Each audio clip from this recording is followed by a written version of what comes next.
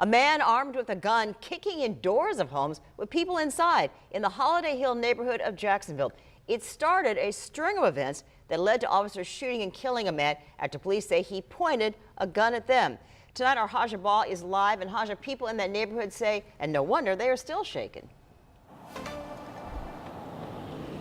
Yeah, that's right, Jeannie. These neighbors I spoke with today are completely devastated. I'm here at the Holiday Hill neighborhood, and I spoke with one neighbor who said that she heard multiple gunshots, and she said this is something that she'll never forget.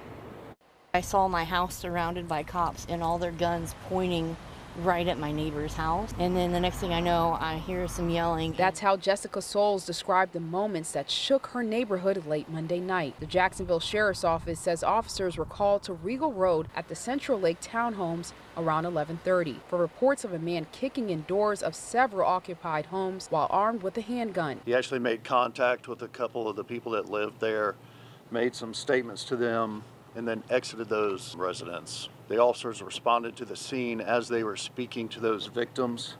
That suspect approached the officers while holding a handgun, and he actually pointed that handgun at those officers. That's when 4 officers opened fire, killing 1 man at the scene. Soul says she's still shaken. I can see that my neighbor's house is riddled with bullets by their garage door and their front door. But when I looked out last night, I could see blood just coming out of the man's head, out of his chest. It was a lot to see. These are the bullet holes we captured on video, the same damage Souls is describing. Now, no officers were hurt, and Souls says she's grateful none of her neighbors were hurt either. Like, I'm still shaking to my core.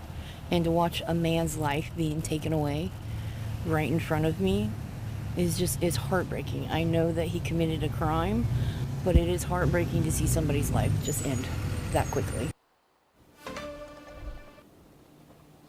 Now, the suspect tonight has been identified, but his name has not been released. This marks the 8th officer-involved shooting this year by JSO. Reporting in Jacksonville, Haja Ball, First Coast News on your side.